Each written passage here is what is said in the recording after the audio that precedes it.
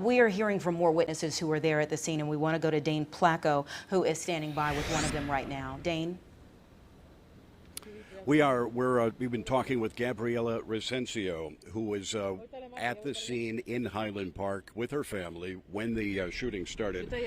She is speaking to a family member right now. I don't want to interrupt her phone call because she has to get some information about a family member.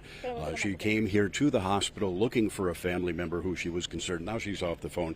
Gabriela Recencio, you say you're from Highwood, correct? Correct. Tell me where you were when the shooting started.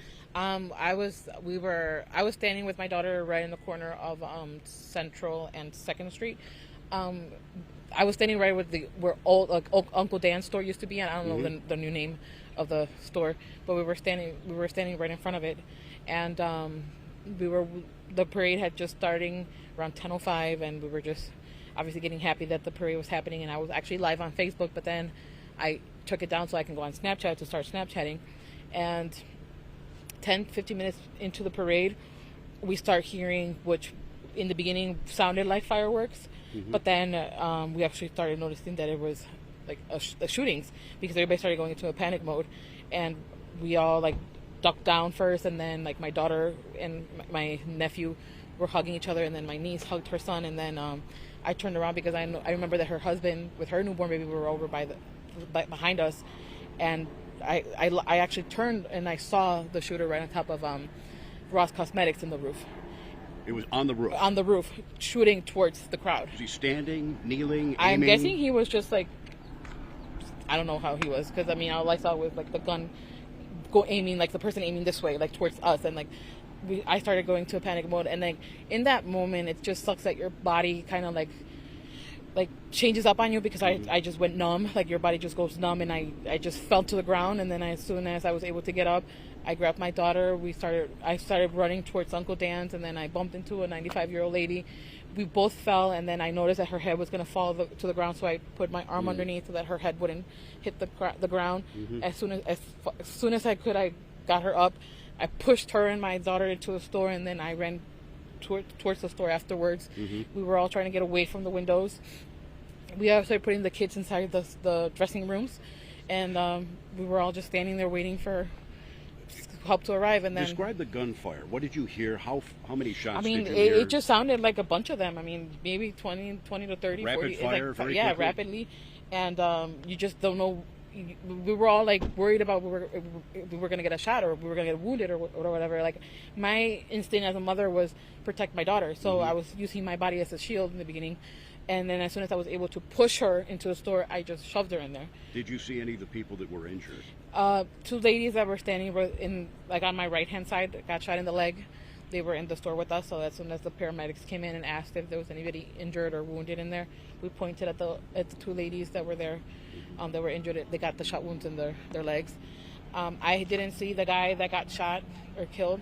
I mean, right now that I showed you on the Facebook feed, the guy got the revolving door from Walker Brothers, and there's a guy there that got shot in the floor. And you came here to the hospital because? Yes, I came here because I wanted to see if my niece with her family was in here, because I guess she scraped her leg when she fell. So I just wanted to make sure that they were all fine. I mean, I did call everybody that I knew was there. Everybody's safe. I just wanted to make sure that she was okay, because I mean, I know that she had just given birth a couple of weeks ago, and going through this trauma and noticing that, like, you know, her newborn baby and her husband and all these people that were there. What was the scene inside the hospital when you went in? I mean, they're not letting anybody into the ER because I guess everybody's in the ER, so people are going through the emergency room. It's really calm right now. Maybe like 10 or 15 people are in the conference room that actually have people that are injured or wounded in there, and we're all waiting for answers, I guess. You know, as we were standing here waiting to do this interview, you look very emotional. You said it's really now just starting to hit you what you survived. Yeah, I mean, I'm just like I'm in a state of shock. I mean, I keep on dazing out because it's so fresh, and I just keep on having all that scene in my head of us running away, getting into safety, and knowing that I put my daughter kind of at a risk, at a dangerous situation. Now I feel guilty about it because, I mean, I never in a million years thought that. I mean, I kind of know that it would happen, but not like this quick or to us. Well, you should never feel guilty about taking your kid to a parade, right? Yeah, true, but it just the fact that like she could have gotten shot, or my son was actually supposed to be in the marching band, and at the last minute he actually decided not to go, in which I'm happy that he didn't, because I don't know what I would have done if one of my child is on one corner and then I have to protect my 9-year-old. Like as a mother, I wouldn't know how to split myself into two, trying to protect both of them. So I'm kind of happy that my son stayed home, and maybe I should have stayed home with my daughter, but I mean, what does this say about the times we're living in? it sucks. It's scary. You just don't know if you're walking towards grocery shopping, if you're going to get shot, or if you're walking just for a run or a walk, you're going to get shot. It's scary where we're living, especially with COVID and this and the shifting of the universe, and a lot to worry about. yeah, and like before, we only had to worry about if we had like lice in our hair or little things, and now we have to worry about shootings. And Gabriela Recencio, thank you for talking You're to us. welcome. This happened. This is just an hour and a half, 2 hours ago. Yeah. It's still very fresh in your mind. it is. All right. Thank you so much.